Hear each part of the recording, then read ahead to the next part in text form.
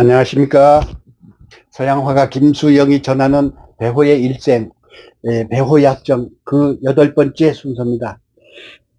이곳이 녹음하는 장소가 저의 화랑이기 때문에 자동차 소리하고 불자동차 소리가 조금 들립니다. 여러분 양해해 주시고요. 계속 애청해 주시고 들어주시기 바라겠습니다. 1969년 11월 12일자 일기 계속되겠습니다. 여전히 몸에 부기가 안 빠진다. 이 정도 약을 먹었으면 부기가 내릴 텐데 여전히 가슴부터 다리까지 퉁퉁 부어 있기만 하다. 이제 내 몸이 한약에 대해 면역이 생긴 것인가? 짜증이 난다. 허전하다. 답답하다. 참 배우님이 자기 일기를 남겼다는 것만 해도 참 대단한데요. 그것을 우리가 마음속 깊이 점여 있는 배우님의 감정을 다시 이렇게 읽는다는 게 참 영광이면서도 가슴이 뿌듯하면서 애절한 그런 느낌이 듭니다. 11월 14일 당번을 맡은 아가씨가 어디선지 한약을 5첩이나 재워왔다. 서울에 있을 때 나는 사람들로부터 한약방을 많이 소개받았다. 약방 주인들은 한결같이 아무 걱정 말아라 장담하고 단시일 내에 고칠 수 있다 장담하고 기대를 걸었지만 모두 나중에 실망을 시킨다. 11월 17일 생각해보니 참 이상한 일이다. 신장병은 67년 11월 처음으로 걸렸다. 그것이 또 재발된 것인데 공교롭게도 또 11월이다. 11월은 정말 내게 재수없는 달인가 보다. 참 예감을 한 거죠. 배우님께서 11월 달에 신장병이 걸려가지고 또 재발도 또 11월 달에 재발이 됐죠. 신장병이. 그리고 71년 11월 7일 또 운명하셨습니다.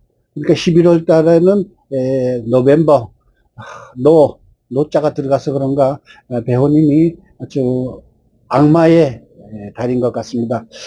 자기 운명을 미리 아는가 일기장에도 정말 내가 재수가 없는 달인가 보다 하고 기록을 해 놓았습니다. 11월 19일 여전히 차도가 없다. 아무리 있어봤자 소용이 없는 일인 것 같다. 서울서 내려올 때와 마찬가지로 차도가 하나도 없다. 서울에 가서 어느 조용한 변두리에 절에 가서 치료를 해야 되겠다. 11월 30일 집으로 왔다. 점심때 종로의 신한병원에 입원했다.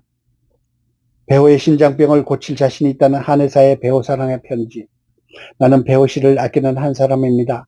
배호 씨가 신장염으로 고생을 하고 있다는 주간 한국일보의 보도를 보고 문척 안타까워 생각했습니다.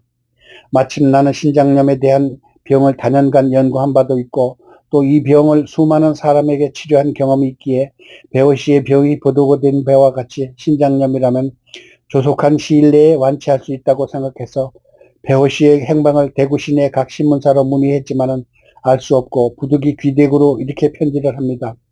치료비는 우리 약방에서 모든 것을 부담할 터이니 조속한 시일 내에 약방에 1차 내방하여기 바랍니다. 나는 배호 씨를 아끼는 마음으로 이 편지를 하니 꼭 찾아주십시오. 배호 씨를 아끼는 마음 간절합니다. 대구시 중구 동인동 4가 한일 한약방 이근호 12월 2일 컨디션이 전보다 좋은 걸 보니 어느 정도 새롭고 치료에 대해서 반응이 있는 것 같다. 그러나 몸의 부기는 마찬가지다. 오늘 낮에 MBC에서 10대 가수상을 뽑혔다고 연락이 왔다. 저녁 때 시민회관에서 벌어질 시상식에 참석하기 위해 몇 사람 부축을 받고 나갔다. 중략, 이상열과 이길남의 부축을 받으며 노래를 했다. 열연상이라는 걸 또 받았다. 병원으로 돌아오는 차 속에서 사람들이 한결같이 나의 완쾌를 기원해준다. 병석에서 취입곡 연습하는 배우의 눈물겨운 모습. 69년 12월 4일자 썬데이 서울 발췌.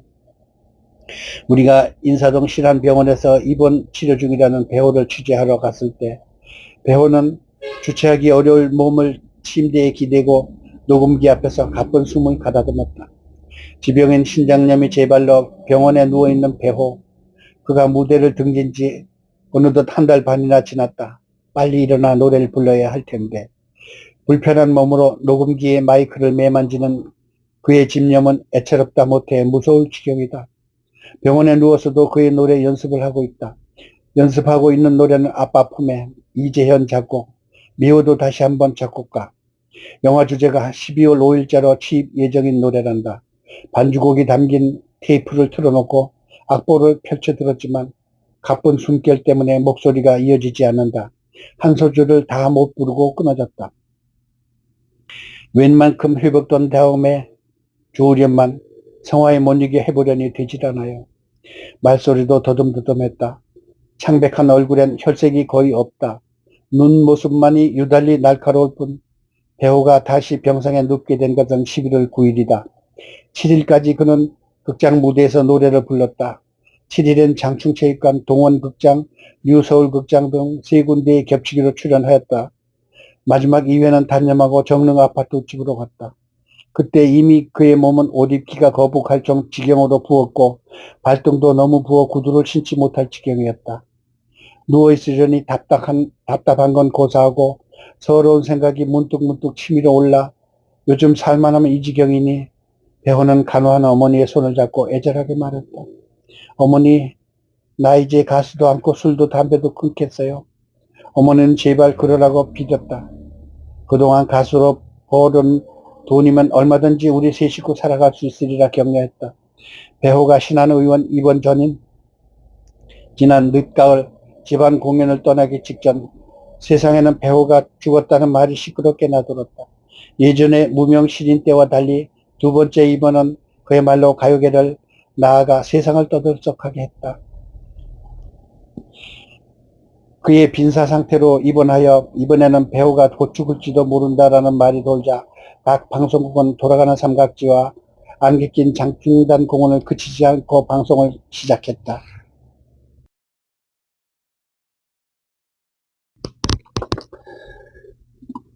병원에 누워 다 죽어간다던 배우가 나타나더니 12월 2일 서울시민회관 무대에 배우가 나타난 것입니다. 문화방송 개국기념잔치에 이은 10대 가수 선정에 참석한 것입니다. 동료 가수 이상열과 작사가 전우의 부축을 받으며 무대에 등단했을 때는 장내는 물을 끼얹었듯 조용했습니다. 그는 당초의 예정을 변경해서 의자에 앉은 채 누가 울어 당신 만나면 괴로워 세 곡의 접속곡을 부를 때 부른다기보다는 노래를 신용하는 게 더 적절한 표현이지만 장내는 박수갈채와 눈물의 뒤범벅을 이뤘다. 여기서 배우님이 1969년 12월 2일 날 시민회관에서 10대 가수 선정해서 노래를 불렀다고 하죠. 71년 배우님이 돌아가셔가지고 장례식을 치는 곳도 시민회관 바로 뒤에 그 공간에서 장례를 치렀습니다. 이 슬픈 장면, 몸이 아파서 부축해가지고 무대에 올라와가지고 노래를 불렀다기보다 그냥 참 외쳤다고 할까요? 그런 고통 속에서 노래를 세 곡을 불렀다니 참 기가 막힙니다. 당시 가요계에 충격을 준 배우 재기불능설, 69년 11월 16일 주간 한국에서 정열의 가수 배우 재기불능설로 가요계는 충격을 받고 있다. 얼마 전까지만 해도 안녕, 당신, 만나면 괴로워 등 목맨 듯한 슬픈 노래를 불러 젊은 팬들의 가슴을 찡하게 했던 배우가 지병으로 끌어오던 신장병이 재발, 그의 어머니와 함께 해인사를 찾아들었다. 약보다도 일주일간 휴양이나 해야겠다는 생각이 설하지만 한간에서는 병세가 더욱 악화, 도저히 회복될 수 없기 때문에 그의 어머니가 절에 가서 지성이나 드리자는 마음으로 찾아갔다는 풍문도 나돈다. 하긴 13살의 아버지를 잃고 홀 어머니 밑에서 4대 독자이고 보면 그의 어머니 김금순 여사의 아들에 대한 애착도 짐작할 수 있다. 그러면 정말 배우는 재기할 수 없는 몸으로 해인사로 향한 것일까? 다시는 노래를 부를 수 없는 것일까? 65년 말 첫 취입한 황금의 눈, 두메산골 등으로 가수로 성공할 꿈에 부풀어 있었기 때문에 몸을 생각할 겨를이 없었다고 매니저 전승우 씨는 말했다. 그 후 계속되는 돌아가는 삼각지, 안개 낀 장충단 공원 누가 울어, 안개 속으로 가버린 사랑의 히트로 배우의 가수로서는 정절은 짐작할 만하다. 그러나 그의 몸은 그의 가수로서의 정열과는 달리 점점 더 쇠약해졌다. 온몸이 부석부석 부기가 올랐고 결국은 67년 만 10월 말까지 아무 활동도 못할 지경이었다. 다만 병석에서 그의 히트곡인 돌아가는 삼각지만이 방송에서 레코드에서 활기있게 흘러나왔다. 자신이 조직한 배호악단도 해체됐다. 그의 버는 돈은 약값이 되기가 바빴다. 지방 공연을 순회 무대에 서면 호흡이 곤란해서 차마 노래를 부르지 못할 때도 많았다. 그러면 배우의 디스크를 가져와 본인의 얼굴만 관객에게 보여준 적도 있었다. 그래도 관객은 배우의 아픈 모습이라도 보는 것에 감격해 열광에 아낌없는 박수갈채를 보내주었다. 몸이 완쾌되지 못한 중에도 무대에서 갈채와 앙코르를 받자 그는 정신적으로 희열을 느꼈고 68년 3월에는 완전히 병세가 완쾌된 건강한 모습이었다. 호소하는 듯한 애절한 음성으로 사춘기 소녀들의 열광적인 성원 속에 둘러싸였다. 과로에서 다시 재발되더군요. 인기는 날로 높아지고 몸은 고단하고 출연 약속도 많으니까요 하고 매니저 전승우 씨는 대변해준다. 당시 어머니의 병간호가 시작되고 한동안 인기 상승일 때 그의 팬이었던 몇몇의 여자들로부터 간호를 받기도 했다. 현재까지 가수 생활 4년 일하고는 하지만 1년 반의 공백이 있었고 보면 어느 가수 못지않게 화려한 무대를 장식한 셈이 아니겠느냐. 매니저 전 씨는 못내 아쉬워하기도 합니다. 발이 퉁퉁 부어 신발도 들어가지 않는 고통을 당해야만 하는 배우의 현재 심경은 무척 비통할 것으로 보인다. 상기 기사를 쓴 당시 유명 연예 기자 정홍택 씨의 32년 만의 당시 회고, 최근 스포츠투데이에서 그때 나는 이라는 60년대의 한국 유명 연예인들의 숨은 비화의 희귀한 에피소드를 소개하는 칼럼에 당시 주간 한국의 배호 재기 불능성을 긴급 발표한 한국 신문 연예기자 1호인 정홍택 씨 기자, 현 한국영상자료원 이사장의 회고를 소개한다. 1969년 어느 늦은 가을에 배호가 살아날 가망이 없다는 소식이 들어왔다. 그는 이 소문을 없애기 위하여 내 친구이자 배호의 매니저인 전승우와 함께 머리를 짜내기 시작했다.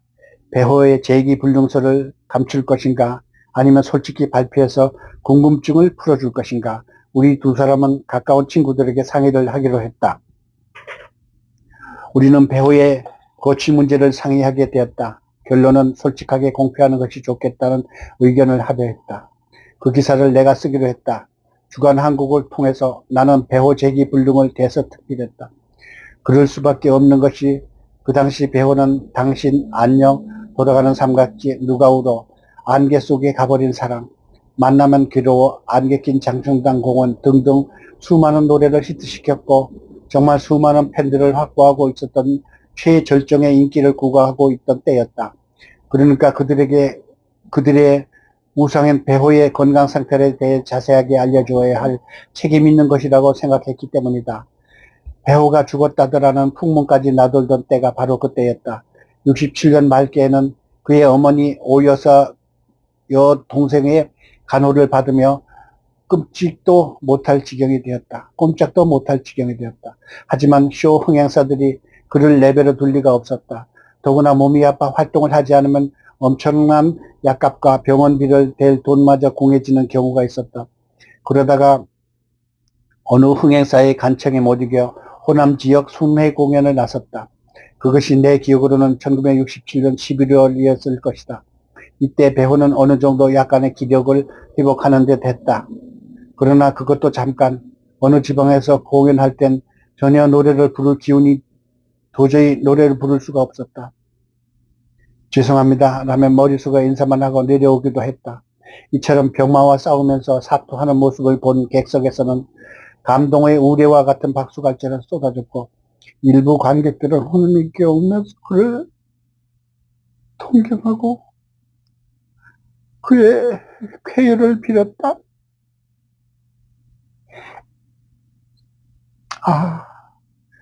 배우는 처음 데뷔부터 그렇게 힘이 없는 듯한 그리고 지친 모습이 아니었다.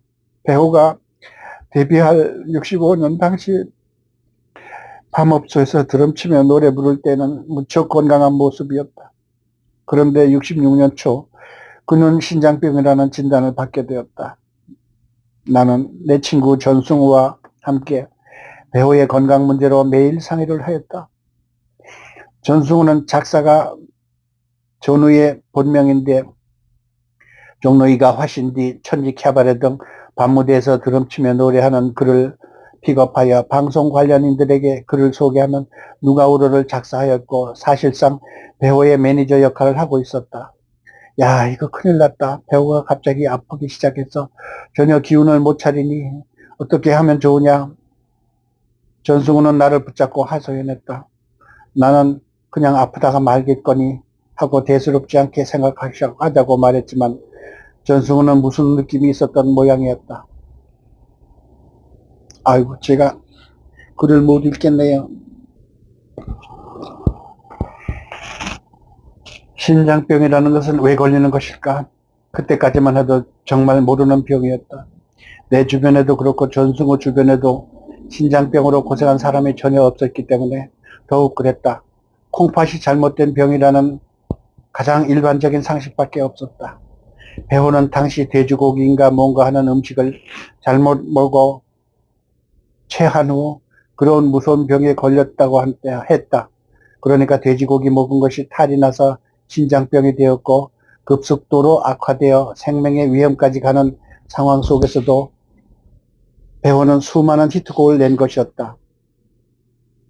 모든 사람이 다 같이 먹는 돼지고기인데 어째서 배우에게만 이처럼 혹독한 시련을 가져다 주는 것일까? 배우가 행방불명이 되었다는 소문이 나던 것은 69년 늦가을이었는데 알고 보니 어머니가 아들을 데리고 경남 합천에 있는 절 해인사에 가 있었다. 정신적인 요양이 가장 좋은 건강 회복의 길이었기 때문이다.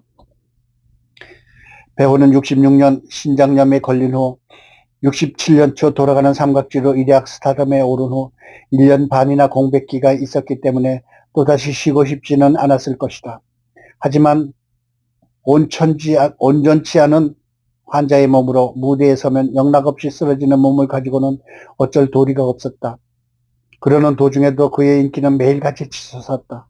그를 출연시키고 싶어하는 무대도 자꾸만 늘어갔고 레코드 회사나 쇼 기획자도 배우를 잡아야 한다면 동분서주했다.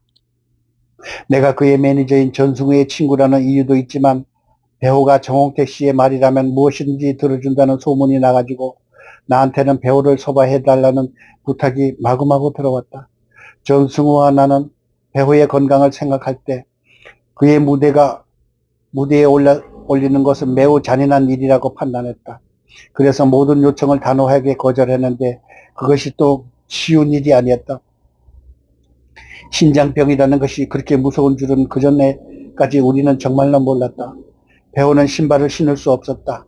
발이 퉁퉁 부어서 평소에 신던 신발을 신지 못하고 더 큰 신발을 사와야 했었다.